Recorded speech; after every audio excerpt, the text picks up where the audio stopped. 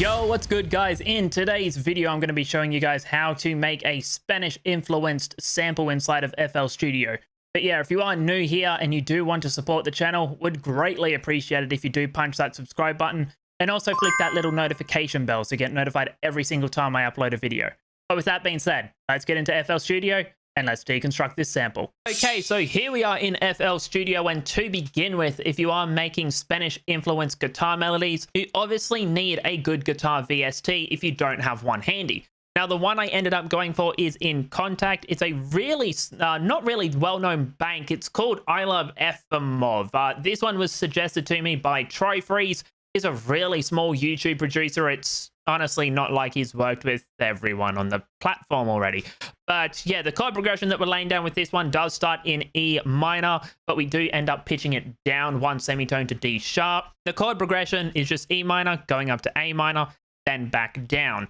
With the next 4 bars, we have pitched it up just 1 octave just to make it feel that it is actually changing, make it sound a bit more fresh, so it's not the exact same thing repeating. With the bass notes, we do have some of the passing notes. So as you can see, we begin with the root note, which is E, then up to A. Then we have this G, which is a passing note before it goes back down to the E. With the velocities as well, you can see that I have changed it just to give it a bit more of a human feel. If you want your guitars to sound more human, changing the velocity is one of the greatest ways that you can do that, as well as doing this arpeggio or the strumming, because if you're going to be playing a guitar live, you don't actually play every single string at the exact same time. Even if there is just a couple of milliseconds between playing one string and another, there is still that little bit of a gap. So having these gaps is one way to make it sound human, and also having it overlap as well, because if you are playing the guitar yet again, just because you finish plucking one string doesn't mean that sound automatically cuts out. It is going to have a little bit of release to it as well. But in context, this is what the guitar sounds like.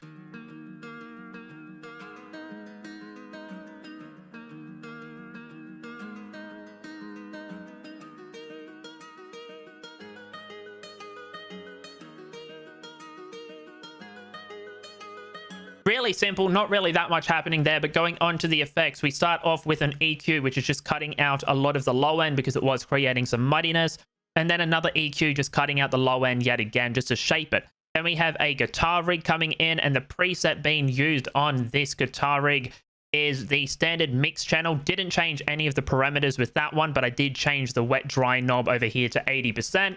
Then we have another EQ, which we're getting rid of a lot of the lows and boosting some of the highs. I'm just shaping it so it actually stands out in the mix a little bit more. We have our Valhalla vintage verb that comes in with a mix of 14%, decay of 1.3, and a low cut of 250. So we're not actually adding reverb to the low end. That's what the low cut does is, hey, look, I want reverb to be added to this, but everything below 250 hertz, do not add reverb to. So we're just actually making sure that the low end doesn't add reverb, due to the fact that that actually does create muddiness. Fruity Delay 3 coming in with the preset of Ping Pong, and all we did was we just tweaked the level, the time, and the wet dry. The wet dry in this one is 26%. Then last but not least, we have an RVOX stereo with a compression of 2, just so it actually sounds like everything is playing at the same level, because some parts were obviously quieter than the other due to the velocities, but I just wanted it to, you know, actually be a little bit loud so it would stand out in the whole sample.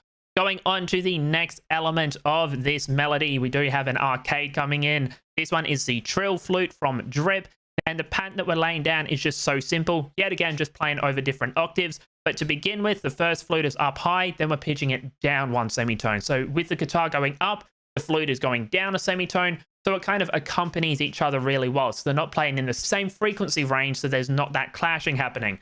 In context, this is what the flute sounds like.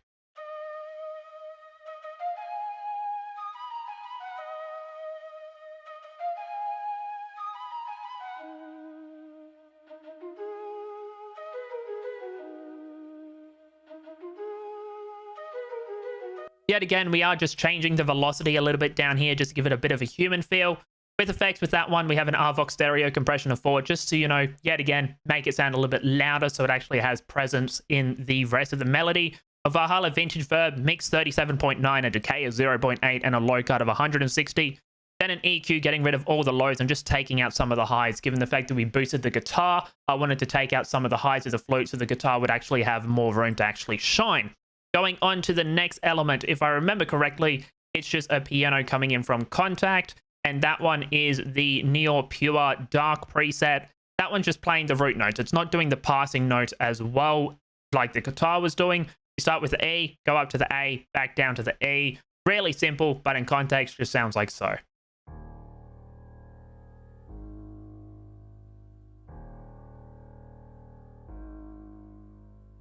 I use a piano instead of a bass for this sample just to, you know, fill up that low end, mainly due to the fact that I tried using a synth bass. It didn't actually work with this, especially given the fact that I was going for that vintage feel as well. With effects with the piano, we literally just have an EQ getting rid of some of the highs so that the guitar and flute can actually still shine a little bit. Other than that, we do have some effects coming in. We do have this clown effects, and that one just sounds like so. Literally just sounds like someone's like scraping knives together. Just use that as a texture. And if you're wearing headphones, you would actually hear that that one is panned to the right. And then last but not least, the last one is this scary effect that I've been using in a lot of my samples recently.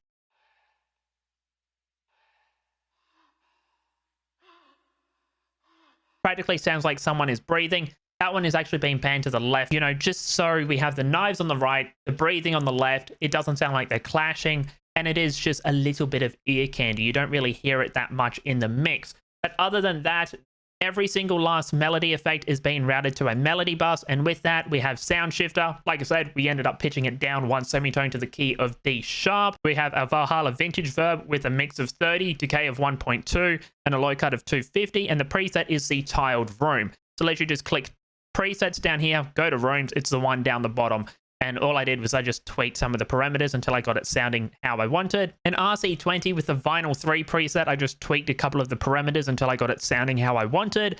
And then an RVox, just, you know, yet again, make it sound louder because it was pretty quiet. And an EQ at the end, just getting rid of some of the lows and a little bit of the high as well, because there were some harsh frequencies in the really high octave ranges. But yeah, that is the easy way that you can make a vintage Spanish sample inside of FL Studio. If you are new here, I would greatly appreciate it if you punch that subscribe button. We are on the road to 200 subs at the moment. So if you want to do that one, would greatly appreciate it. But yeah, thank you so much for watching, and I'll catch you all next week for another video.